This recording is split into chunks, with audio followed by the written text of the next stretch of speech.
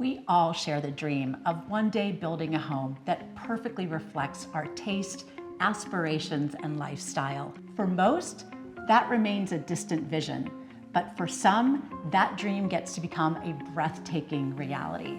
So today I have the privilege of speaking to an absolute pro who gets to turn those dreams into stunning homes each and every day.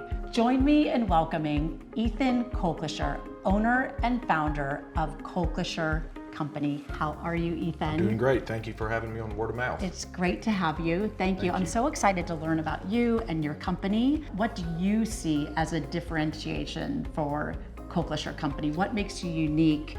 And what's different about working with your company than another builder? About 60 to 70% of our work is custom, which is where a client would approach us. They would typically own the land. Then we partner with an architect, with an interior designer, myself as the builder, and we build them their dream home, as you were talking about earlier. About 30 to 40% of what we do is a speculative build. So that's a home that I'm purchasing the land, I'm hiring the architect designer, we're kind of pre-packaging a home, putting that on the market, and then the client would just come in and buy a completed home. So there's kind of two different ways to approach that. Where I feel blessed is that now we have clientele who can afford to build the homes of their dreams, can afford to pay for the materials that are really differentiators and set homes apart. And so I think we've earned the respect and we've earned the kind of word of mouth around town that we are of quality and that we can build a home really to any standard in Nashville. What sort of advice would you offer to someone who's thinking about embarking on building a home from the ground up? So we pride ourselves on being transparent and communicating very clearly.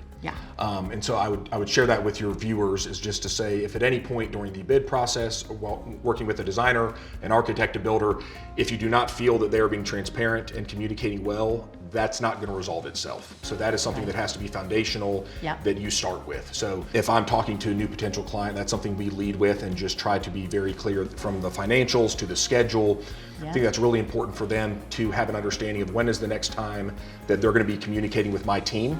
We hear that often from poor building experiences where they don't know where they're at financially on the budget. They don't know the next, are they going to see their builder at the job in a day, or is it going to be 2 weeks? And then if they have a list of questions, how do I get these questions to the builder or the project manager so that we can address these? So we're very intentional about our time of saying we want at least 1 hour of your time. Another answer is that starts with being honest with the client and to say, hey, this is going to take 18 to 24 months of your time, your finances. We're getting paid to do this, we're the professionals, but this is a significant outlay of your time.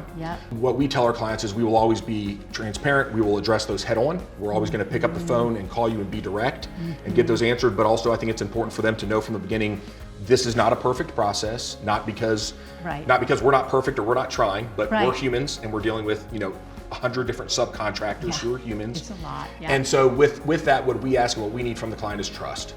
If you trust that we are going to advocate for you well, that we're going to take the next best step, that we're going to communicate clearly and keep this thing on the tracks and going in the right direction, then this is going to be a great relationship. Exactly, having that trust factor. But I think that's so important. It's almost like, it's like white glove service, and it's just that transparency and communication can just completely change what the experience is like, because it could just be the opposite where you don't have that and it's very stressful and it feels like a very stressful process instead of a process that you can enjoy. We do find that with clients, everyone who chooses to work with us and go through the process and spend the 18 to 24 months during a building time, at the end they love it. As I mentioned, there are some ups and downs, there's some emotional roller coasters that everyone goes through.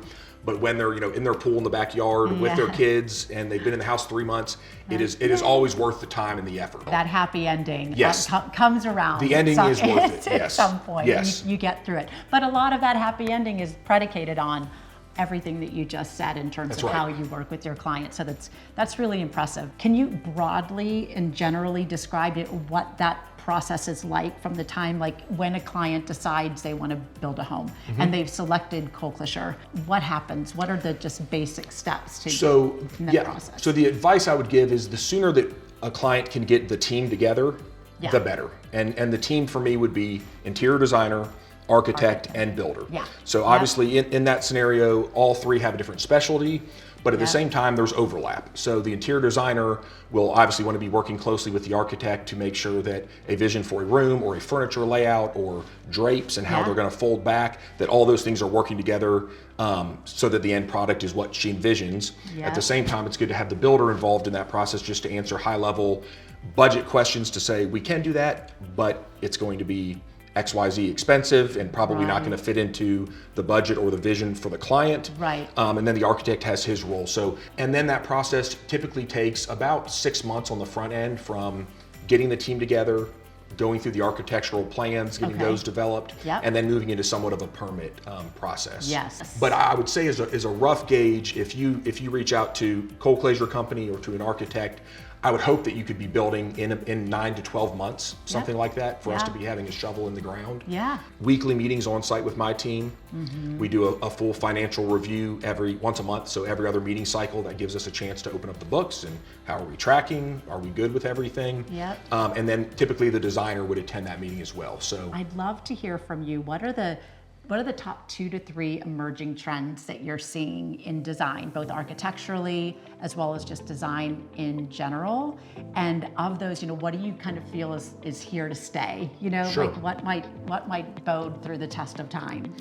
Well, and you used the exact phrase that I was just thinking through. So on the speculative side, the spec homes that we build, we are trying to accomplish is a timeless look. So for us, that would be a cedar shake roof with copper gutters, a slate roof with copper flashing, but things that you've seen from regions all over the world. It just shows that there's a certain amount of effort and cost and investment that client or that person was willing to put into that home to say, hey, we want to put a roof that's going to be here for 100 years because this home is worthy of that. A tiny detail that we try to incorporate in our specs that's a little bit atypical as well, this may sound counterintuitive, is we drop the ceilings in several rooms. I think actually what resonates with people who living in a home and with a family is it's nice to have an intimate space. And you want to have a dark, moody room and you have a fireplace, fire going, and you're on a couch with like your loved ones. Like that's actually where you want to be and how you want to live.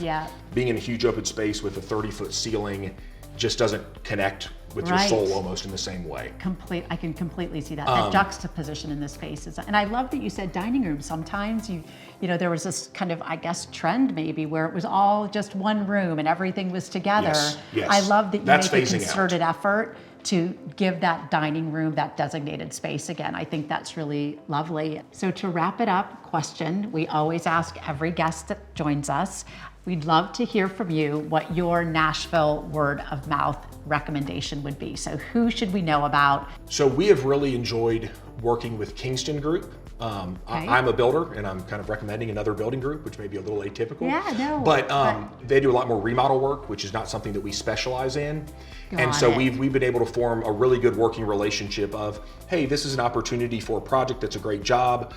Colclasure Company is not able to take this on at the moment, but I would love to introduce you to Kingston Group. They're honest guys, I trust them, and I would love to kind of make that handoff and allow them to step in and help guide that client. It's hard to find great people that do great work. Thank you. I'm excited to have them on. They're good people. This has been amazing. Thank you, Ethan, for taking the time to see us. I know you're a busy guy and have a lot going on. So thank you for being here. Thank you for really having me. appreciate it. Thank you, Erin. Until next time.